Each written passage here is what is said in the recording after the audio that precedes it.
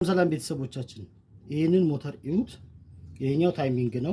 እዚህ ጋር ፒስተን ላይ ሆነ ከዛን አንድ ዙር ማለት ነው ፋሚሊዎች ወደ ታች ይሄንን ገልብጠው ማለት ነው። ስንገለብጠው እዩት ግማሽ ዙር ለኮሎ ሆነ ማለት ነው። በተቃራኒ ሆነ። ይሄኛው ነው እዚህ ጋር ነው። እዚህ ጋር ፒስተን ታች ሆነ ማለት ነው። ወደ ቢዲሲ ወደ ታች ገባ ማለት ነው።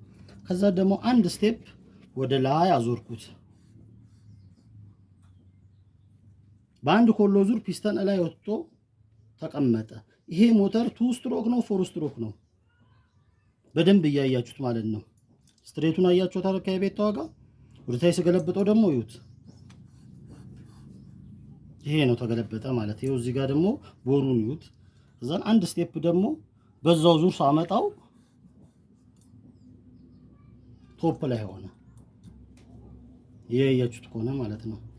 ለዚህ መልስ እፈልጋለሁ ኮሜንት ላይ